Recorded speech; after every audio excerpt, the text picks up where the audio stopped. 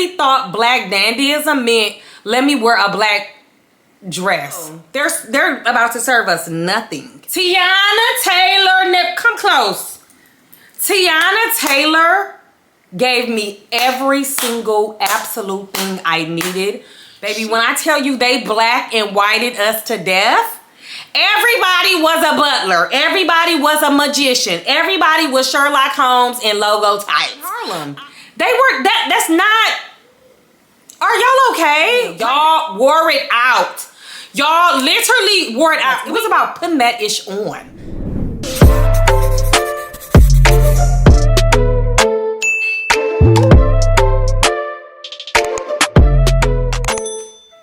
If you weren't reading Suede magazine, I don't want to hear from you. Okay, let's get into the video. My name is Tenicka. In case you are new here, my channel focuses on fashion. Today we're focusing exclusively on fashion, but travel and beauty and all of the things, darling. Today I am talking about the Met Gala. I have on my Valentino suit, custom, sewn on me. It's not custom. It's not custom. It was sewn on me in Paris, France. Absolutely it was, okay? So we're gonna talk about the Met Gala theme, and the theme is Black Dandyism, Super Fine, the Art of Tailoring. So just a little background before I really get into it. First of all, a lot of people don't recognize the Met, which is a museum. It's also an opera house. It's a conglomerate. But usually, sometimes when we in New York City refer to the museum, we're talking about the Met. It is a museum like any other museum in any other city, but because it's in New York and because it is so big and beautiful and it has so many exhibitions, it has become world renowned. Now, every year they have a gala that is hosted by Vogue, and brands, you know, corporations, individuals buy tickets. They usually buy a big table. I think the tables are upwards of $500,000. Some say it's like $250,000. Sometimes there are individual tickets that are $75,000. And it is a big fundraiser that raises money for a very specific exhibit at the Met. And so this year, the exhibit, which is opening on May 10th, I believe, and I am a member of the Met, and so I am so excited because I get to see it and preview it like I do all the rest of the exhibits. It is, you know, it's all about Black dandyism. And there's been so many, I think last year or a few years ago, it was about American fashion. And so the Met Gala is so big, it's so huge, it's become an American phenomenon a few years ago when Rihanna started really dressing up at the Met Gala in like this very camp attire. It just really exploded and became a worldwide phenomenon, honestly. But it is at its core a gala to raise money. And let me just say this, the Met has raised, I believe, $77 million, the largest amount they have ever raised for any exhibit. Vogue raised that for the Met. And I'm just like, I'm so excited about it. So this year's theme was all about Black dandyism. You know, it is being sponsored by Louis Vuitton, I believe Bank of America, and a few others. Pharrell is one of the co-chairs. I believe Coleman Domingo is one of the co-chairs, LeBron James.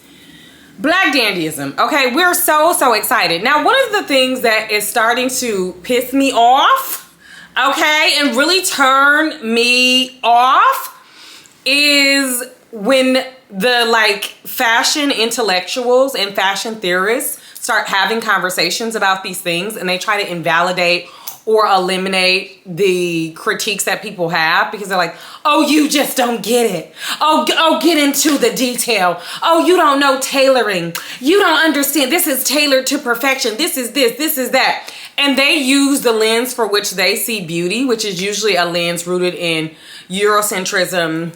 Honestly, listen, a lot of these fashion schools that the girls have gone to, it literally starts and ends with Shakespeare and the Shakespearean era and the Victorian era, and they're looking at classics through those. I guarantee you they're not looking at Timbuktu, okay, at Parsons. It's no shade, but we will get there. I think the issue is they don't understand that just because they understand fashion, They read books about fashion. They understand theory. They understand fashion concepts. That does not supersede people's lived experiences. You are reading books about people's real experiences. There are real black dandies out here. There are people that were raised by black dandies. There are people that are daughters of black dandies. And y'all believe just because you read a book or two on black dandyism that somehow your opinion and your fashion theory should outweigh people's real critique of the overall male experience. Let me just say this. I loved individuals. I did. I really loved individuals. But I'm not going to sit here and act like I wasn't deeply disappointed by the Met Gala overall. Y'all were hooping and hollering and at parties, Instagram, saying that this was going to be the blackest Met Gala, and we literally got no color. None. There was some wine, a little Bordeaux, a few people here and there had yellow, a little, but like I was expecting one of the most colorful Met Galas out there, and that's not what I got. I didn't get that. And I'm entitled to say, you know what? I felt disappointed as a consumer. I'm not an expert on black dandyism by any means. I'm not, you know, I didn't go to school. I didn't study it. I don't know it all like that. And like you girls, and subversion and submissive and rejection and resistance. And I don't know it in that kind of way. I am a mere political scientist and anthropologist, and I do a little fashion influencing online. Okay? But I have thoughts and opinions. All right? Yeah. Before I get into that, there is a book by Monica Miller, Black Dandyism. Obviously, this entire conversation is rooted in that book that I think everyone should get and receive. You should also see the actual exhibit because it's going to be wonderful and beautiful. And a couple coffee table items that I suggest that I have just on hand, they're always behind me, is legendary. I think we cannot have a conversation about black dandyism without talking about the LGBTQ ballroom scene. I haven't seen a lot of people talk about that, but we need to talk about that. You talk about sharp, you talk about cleaner than the bill of health. Yeah. Also, I actually have the Vogue. I'm hiding my address. I'm actually hiding my address. I pay for this. Yeah, I pay for Vogue. It comes to my house all the time. I read the articles in here. It is very good.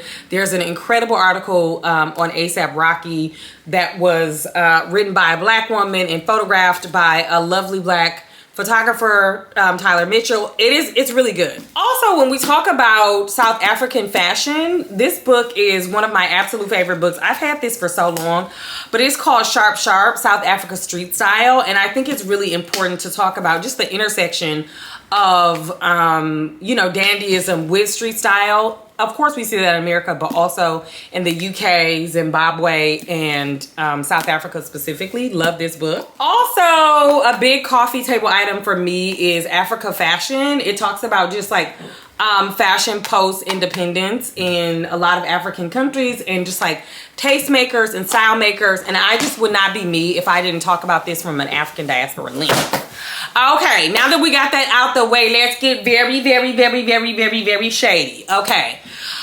First and foremost is Tiana Taylor. Grand opening, grand closing. Grand opening and grand closing. When I tell you, when she stepped on that red carpet that was not red at all, I was like, oh, they did not come to play. Because if she's first up, I cannot imagine what they're about to do. Now, Tiana Taylor was wearing custom Marc Jacobs, of course. It was custom. She was styled by Ruth Carter, who is a two-time Oscar award-winning costume designer. She is an incredible black woman. She has styled Black Panther. She has created costumes for Malcolm X, the movie, Selma, Do the Right Thing. Like, her career is so expansive and amazing. I think she has styled well over 60 films, and she is just someone who is an icon. Tiana Taylor never misses. Tiana Taylor, come close. Tiana Taylor gave me every single absolute thing I needed. She put on for Harlem in a way that was so beautiful, so magnificent, so jaw-dropping, so spiritual and cultural. It was incredible. I mean, she just spanned so many decades. So obviously she went for a zoot suit. gray. The details were incredible, impeccable, amazing. She had this beautiful wine shade that was, you know, Apollo Theater, you know, curtain shade that we call it here in Harlem. And I just absolutely adored it. She had a floor length do-rag. She had the sideburns. She had the walking stick with the, I mean, she said it took 6 months to create this look. The vision was incredible. The shoes, I mean, the jewelry, it was just so well done. I just honestly can't. She took my breath away. She was my absolute hands down favorite, and I just cannot believe that we got to witness that. Also, dandyism is rooted in this idea that the working class could compete or outdress the aristocrats, right? Like this idea that you did not have to be multi-generational wealthy, that you were resisting this idea that you had to wear a uniform when you got dressed and you went out simply because you were a butler, a servant, and you were working class. It was about putting that ish on, okay? It was about putting it on. It was about dripping, okay? At the peak of it. Yes, we talk about pre-Harlem Renaissance dandyism, but at the core of the dandyism era, to me and to a lot of people, arguably though, is the Harlem Renaissance, right? And there's a conversation around that. Obviously, there's a contemporary version, there's a modern version. I love how Tiana Taylor added the do-rag, which was such a modern take, and it was so contemporary, it was so fresh, it was so Harlem. As a person who lives in Harlem, she really made me incredibly proud, and I'm just so excited for what she did. She had Harlem Rose on her at the end of her do-rag. It was just so well done. Like, I cannot explain the literal chills that came over my body when I saw her grand opening, grand closing. Like, grand opening, grand closing. That's it. That's all we needed. Next up, I want to talk about Rihanna. I absolutely love Rihanna's look. I feel like Rihanna should have came right after Tiana Taylor. Obviously, Rihanna's going to close out the Met Gala. Rihanna comes when Rihanna comes, darling. That's just how it goes. I loved her look. I don't personally think that there was a look that was tailored as perfectly as hers. Obviously, they had to tailor it to her baby bump. Congratulations. Happy for her. The crop jacket, the corseting detail on a baby bump. I can't. The hat, I just absolutely loved it. I love the wine detail in the, like, you know, micro tie. I just thought it was so well done. I could see the tailoring in the photos. I could see it from, like, the live stream. Like, I really, really enjoyed her look. Baby, when I tell you they black and whited us to death, everybody was a butler. Everybody was a magician. Everybody was Sherlock Holmes in logo tights. It's just like, it was so reductive. And I don't mean redundant. It was redundant, but it was so reductive at a certain point, because it was like, are y'all trying to tell us that your interpretation of black dandyism was black men specifically when they were domestic workers? It's one thing to pay homage to working class people. It's one thing to say, this is a uniform, we should be proud of it. But on the other hand, y'all wore it out. Y'all literally wore it out. We need a Google Doc. We need a Google Doc to say, this is what we're wearing. It was giving Karl Lagerfeld so much black and white. We get it. Where is the creativity? Where is the inspiration? Like, every single person was like, oh, we're going to give them Cotton Club. Guys, they were not just wearing black and white at the Cotton Club in Harlem. They were, that's not, are y'all okay? Like, that's not, the stylists were just like, oh, I know what we're going to do. We're going to go groundbreaking and we're going to do black and white. Like, let me move on. It was so much black and white. It just, like, it was cute the first couple of times.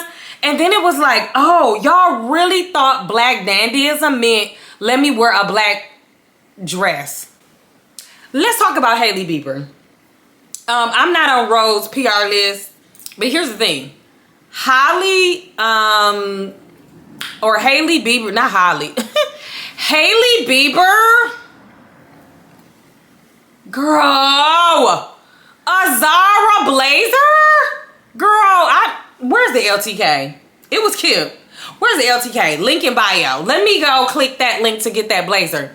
She literally wore a black tuxedo blazer dress that looked like it was from Source Unknown and some freakum girl heels. It was giving millennial goes to the club.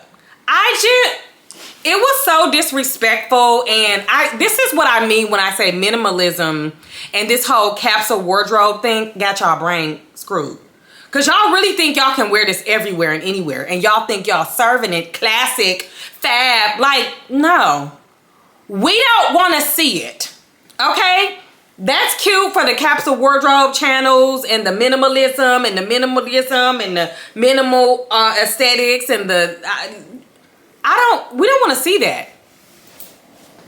That's wildly inappropriate and tacky. Speaking of wildly inappropriate and tacky, let's talk about Kim Kardashian. You girls' faves.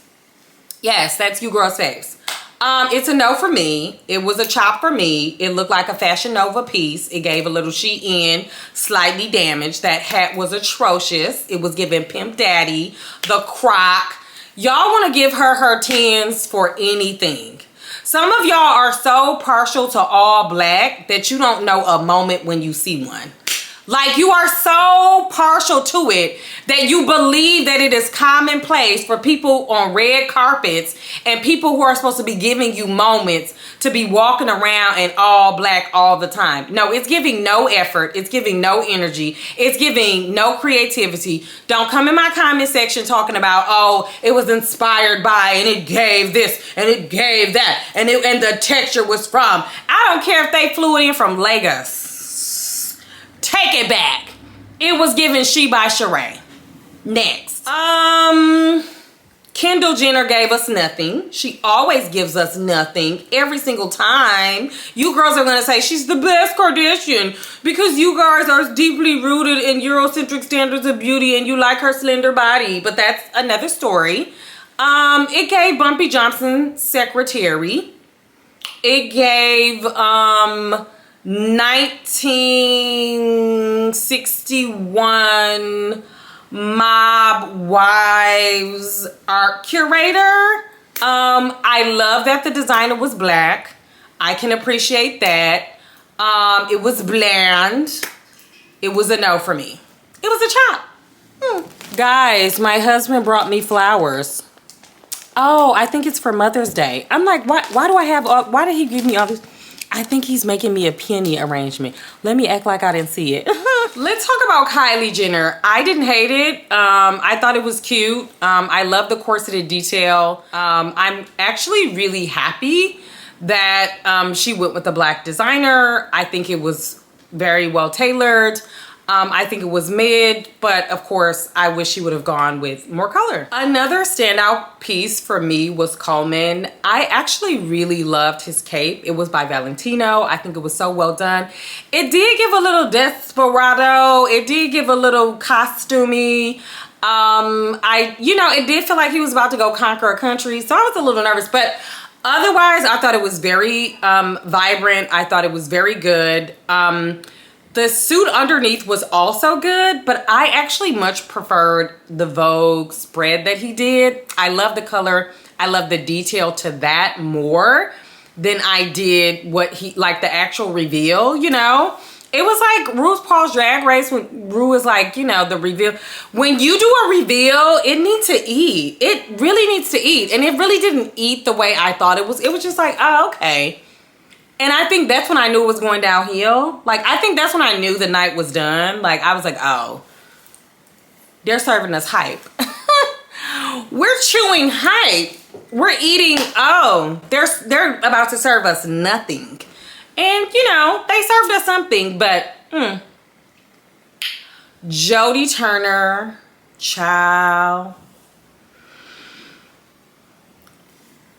She always gets it. To me, she always gets it. I mean, first of all, it was done by Burberry. I love how tailored it was. I love that it was not just clean lines and straight lines.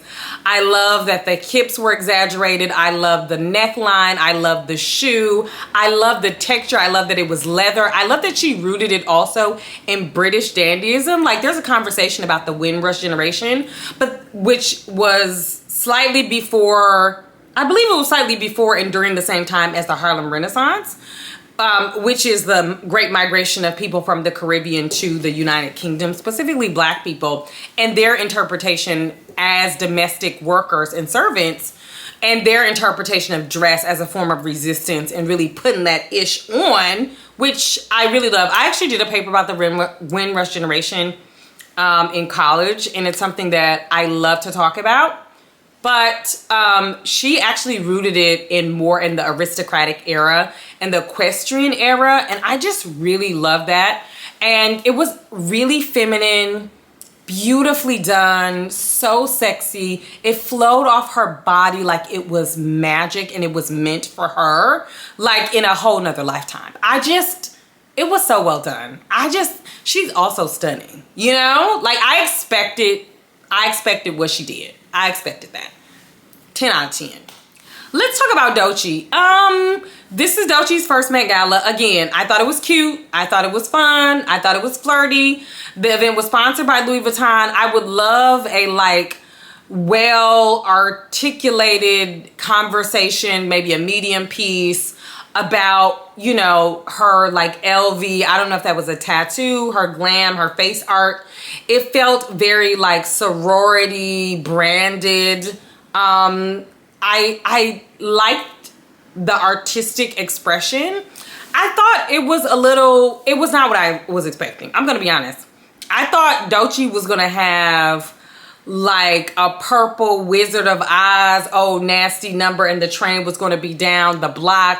And I thought she was gonna give us all nasty fedora. And I thought that, you know, the feather in her cap was gonna reach out and touch the, you know, camera people. I really thought that. But we got Louis Vuitton shorts. Yeah, I feel away. I'm not gonna lie. Cardi B, my God, today. Cardi B's ode and nod to Prince was so well done. Y'all don't give Cardi B enough credit. Cardi B and her team, they are image architects. They are image consultants. They are dreamers. They have an imagination that is so expansive. It is so layered. It is so textured. The way they have created her image, first of all, Cardi's body is impeccable. Her glam was incredible. I loved her hair. I adored her hair. I love that she had textured hair. I love that she had afro hair. I just absolutely loved. I mean, I loved her glam. The green smoky eye. Oh, I was like eating it up. But it was so Prince. It was so Prince coded. He's one of the ultimate dandies of a contemporary time. The belt, the cinch, the ruffles, the texture, the green. I wanted Cardi in green. I was like, I want to see Cardi in green. I wanted to see Cardi in green, and I got Cardi in green, and that's really all I needed. Like, she was definitely one of my absolute tops. I think she kills the Met Gala every single year, honestly, and I really feel like if y'all don't give Cardi her flowers, y'all are haters. That's just really how I feel about the situation. Alicia Keys in Swizz Beatz. Why did I chuckle? I didn't hate it. I did not actually hate it. I actually liked it.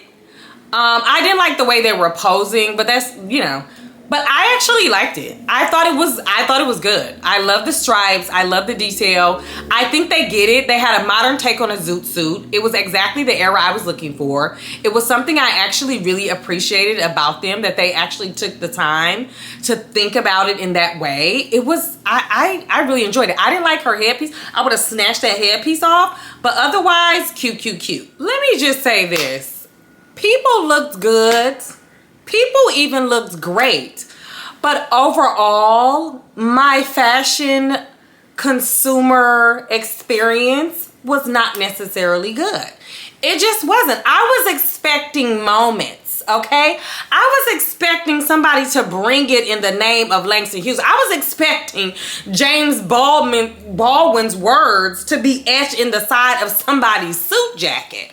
I was expecting somebody to bring it in the name of Pastor Johnson from St. Louis, Missouri. I was expecting people to bring it in the name of Detroit Players. I was expecting finger waves and rings on every hand.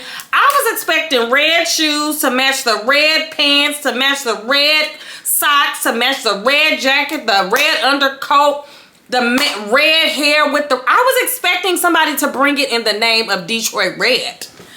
I was expecting zoot suits. I was. I'm not going to sit here and lie and act like I wasn't. I was expecting extravagance. I was expecting camp and costumes. If they can bring a horse to a small little auditorium in the ballroom scene on 140th Street, then baby, you could have brought a horse to the Met Gala. I wanted to see some dun-dun-dun-dun. I wanted them to put it on. Yeah. I wanted them to play so fresh and so clean. Okay, I wanted to be like, wow.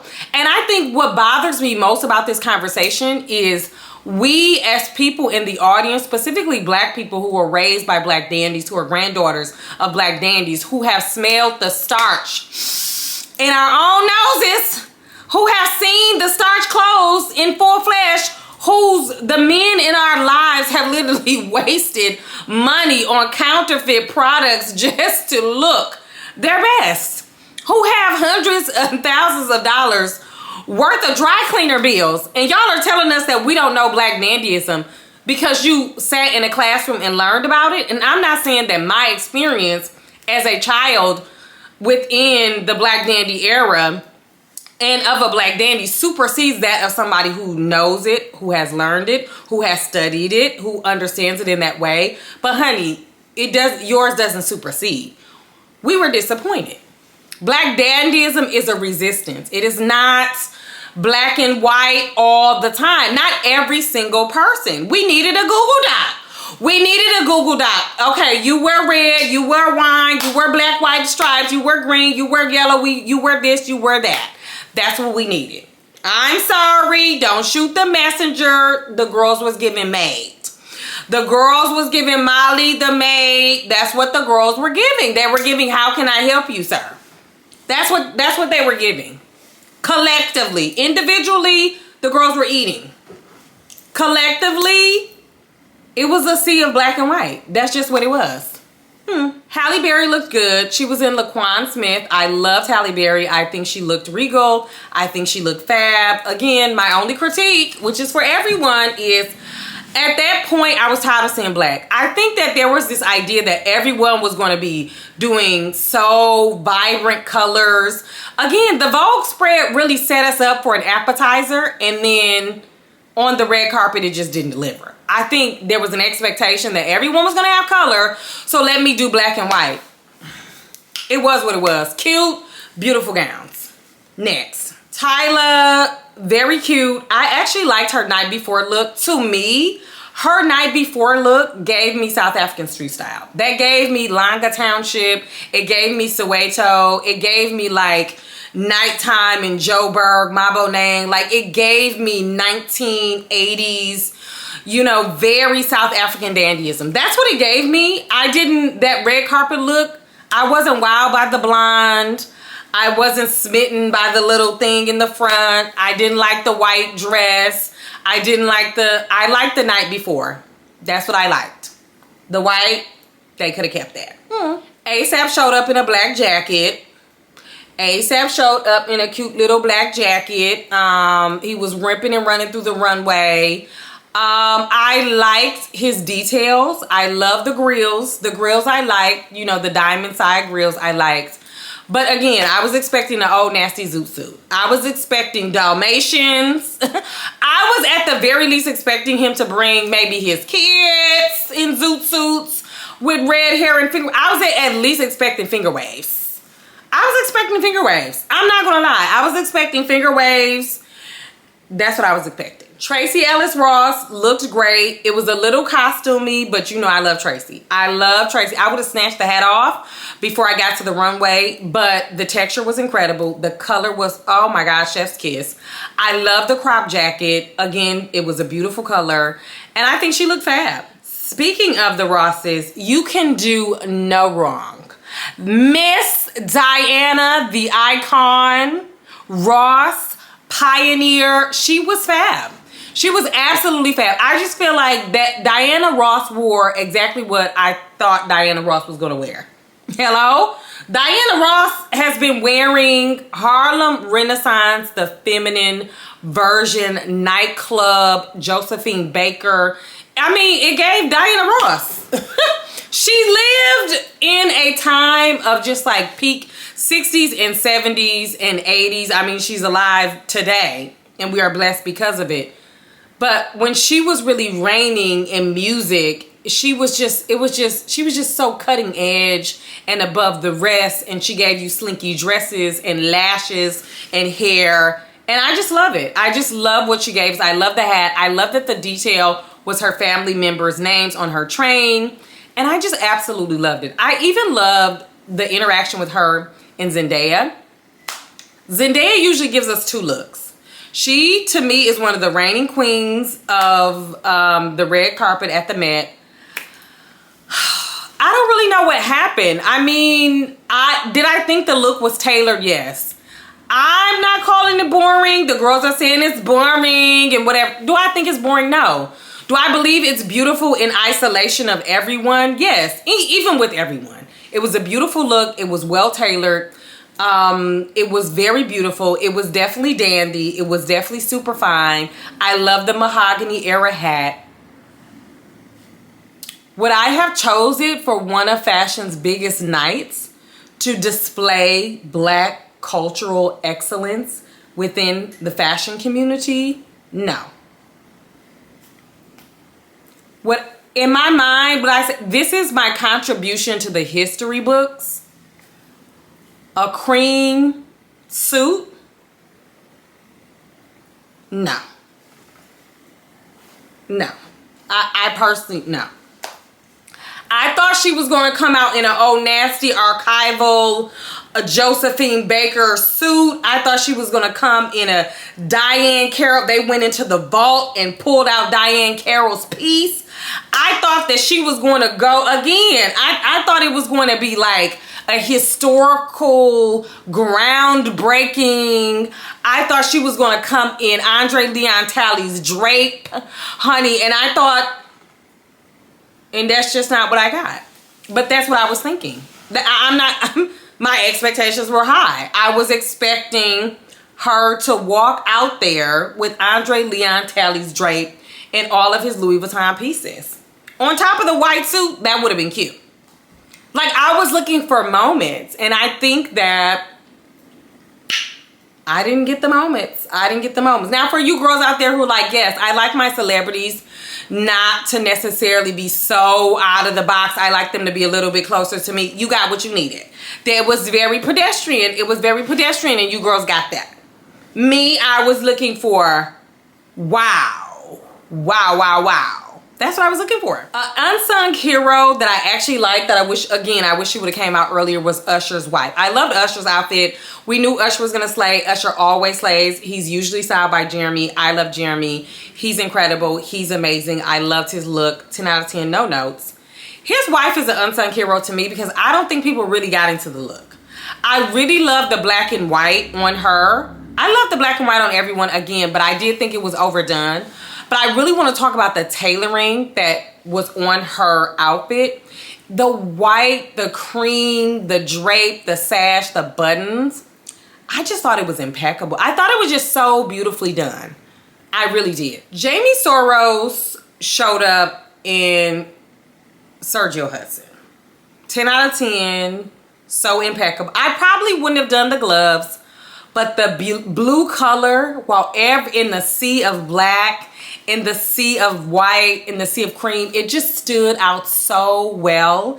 And you can tell she did her homework. You can tell she was imaginative. You can tell she was expansive. You can tell that she was like, okay, let me get a black designer. Let me figure out what works with my skin tone. Let me be responsive and respectful. And I really think she did an incredible job. And great job to Sergio Hudson. Gigi Hadid and her nod to the Josephine Baker era. The gold dress. Now, here's the thing. The dress could have been, she could have wore that dress anywhere. It could have been Vanity Fair. You know, it could have been Oscars night. It could have been anywhere. And in some way, I do love that she chose to wear it there. I do believe that it was such a great choice. I think it was thoughtful. It was meaningful. And she actually looks incredible. Demi Moore. Y'all know I'm a huge Demi Moore fan. I love her. She is such a timeless beauty. I thought she looked impeccable. The black and white, the stripes, but I love the drama. Like, if you're gonna do the black and white, give us drama. I think that's what I also loved about Usher's wife, is that she had the drama. Like, if you're gonna give us black and white again, give us the drama, right? Rihanna came with the black and white. She gave us the drama with the bum, okay? Give us drama. That's what we want to see. This is the Met. Speaking of the Met, darling, that Mona Patel, the way she chewed you girls up, it was the hat for me. It was the hat. It was the tailoring on the jacket. I'm a sucker for a good jacket, a good blazer.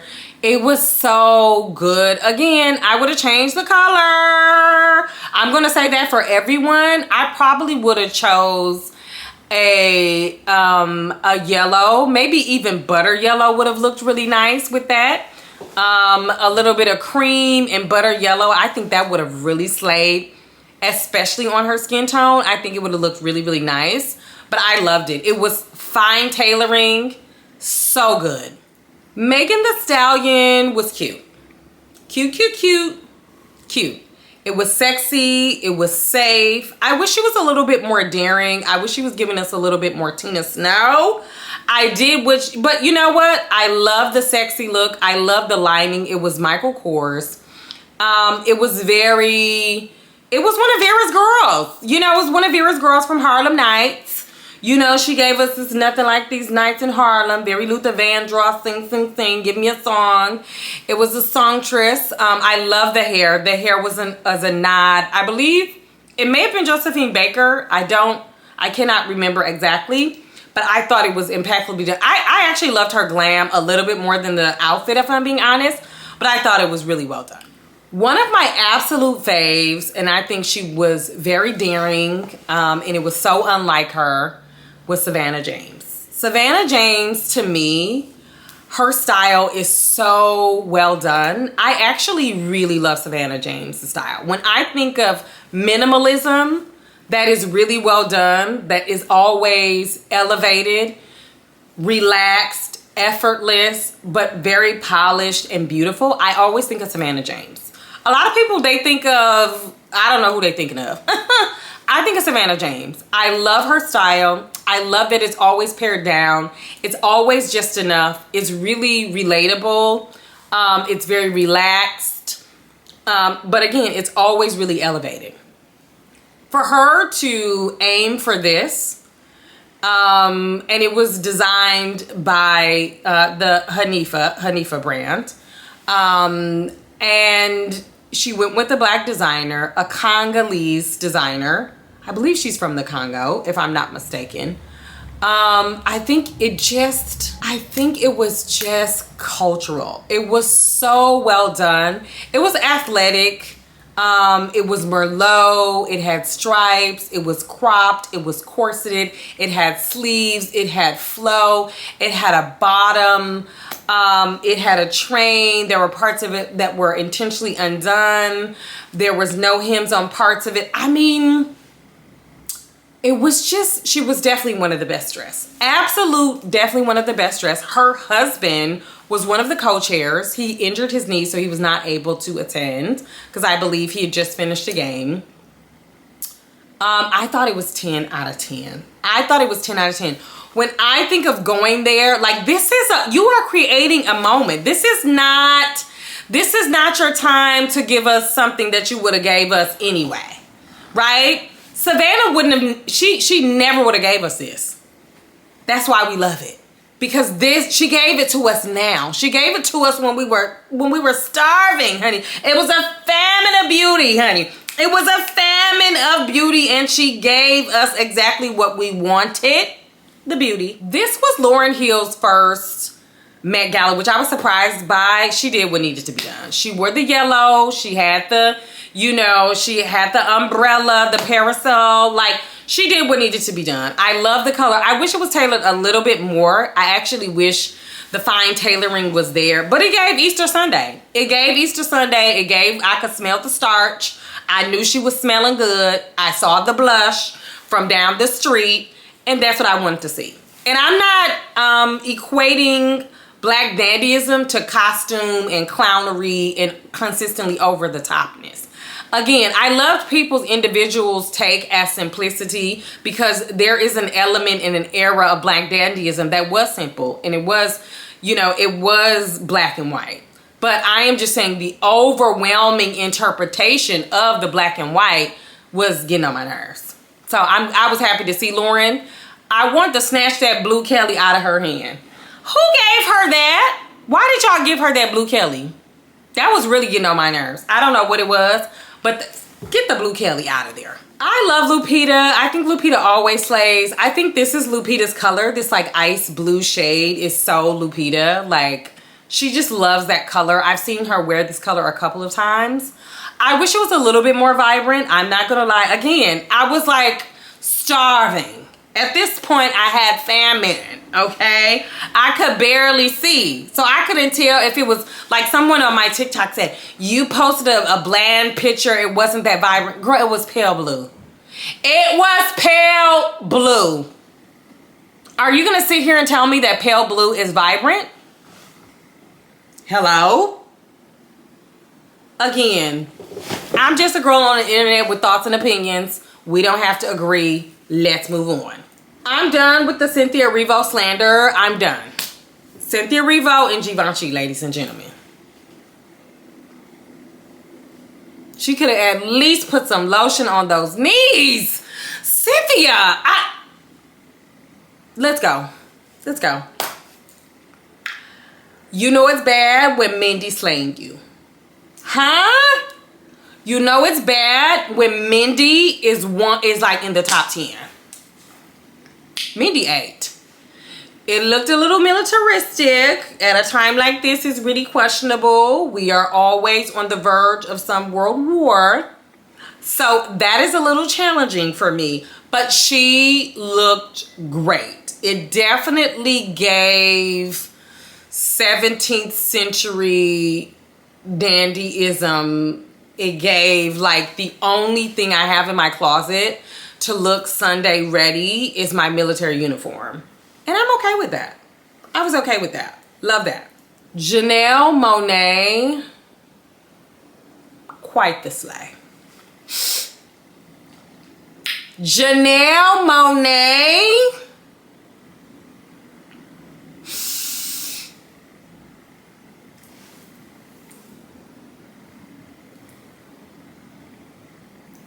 My sister stomped on your girls. My sister came and she did exactly what I thought she was going to do. She did it. She gave us art. She gave us camp. She gave us a story. She gave us Art Deco. She gave us dandyism. She gave us props. She gave us hats. She gave us a shoe. She gave us a bag. She gave us tailoring and suiting and a dress and a makeshift idea of a pant. What? Black and white and red. Dandy. Fine. Tailoring. Beautiful. Extravagant. gorgeous, and interesting. This is what she gave us. She did not spare any detail, and I am so happy. I was waiting with bated breath for her, and she fed me. She fed me. She fed me. I was fed. I was full. I'm happy. Thank you. Somebody. She saved us. She actually saved us. We were on a boat sailing away. We were disappointed. We were struggling. And she said, no, no, no. She wheeled us back in and she saved us. And I'm so happy she did. Thank you. John Ima, the Nigerian businessman, tech businessman, he wore Sergio Hudson, and to me, he was one of the best dressed men. I think him, Burna Boy, who wore Oswald Boateng, and Jaden and Usher, did I say Damson? I think they were my absolute favorite men of the night. I think they were my absolute favorite men of the night. I just think he looked impeccable. The detail that that Sergio Hudson put into his coat,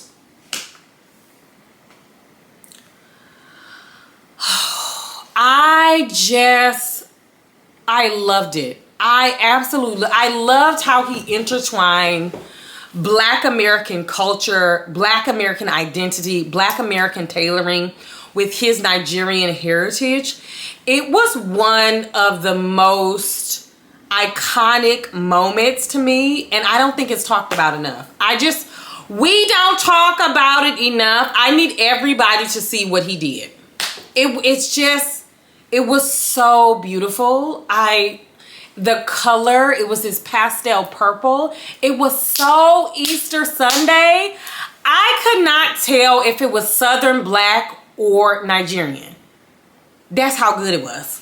That's how like cyclical and beautiful and circular, and like it was like the African diaspora was returning to one another in a way that was so beautiful. And I just like it literally took my breath away. I'm not joking. Like, I was surprised when I saw it.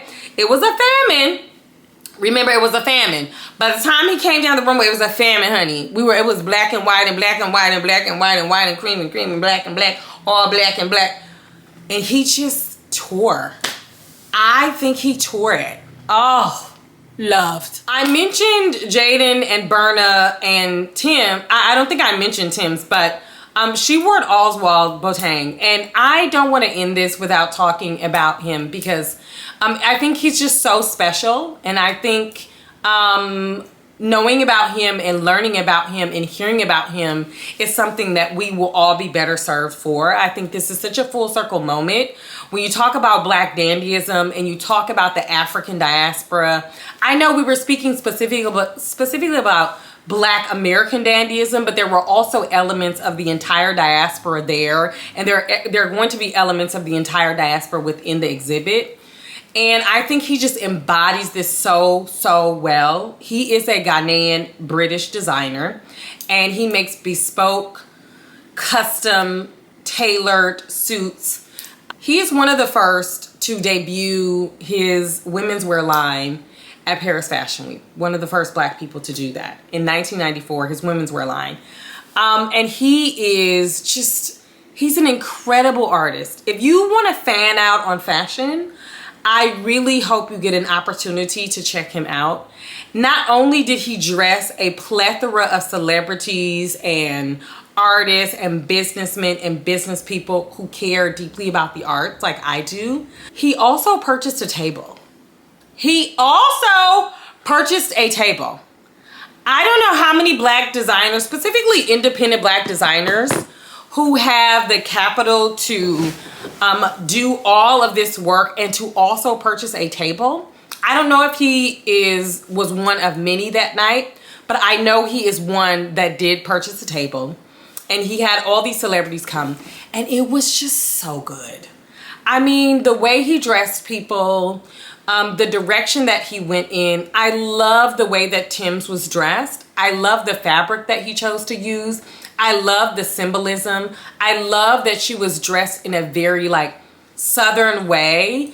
And it was also like very Nigerian, right? And also it was really very West African, right? Because it was also, there were elements of Ghanaian culture and fabric there. And I just like, when I think about the Met Gala, I want to have like these really like interesting, fun, knowledgeable conversations that take my breath away, because fashion is fun. And fashion is a hobby of mine. Being an observer and a consumer of fashion is so fun. It helps me escape in ways that have just been so liberating to me. And his story, the story of Oswald, it's just something that is going to stick with me for this night. And although there were parts of it collectively that I was disappointed in, I'm gonna be honest, this was the best. This was the best.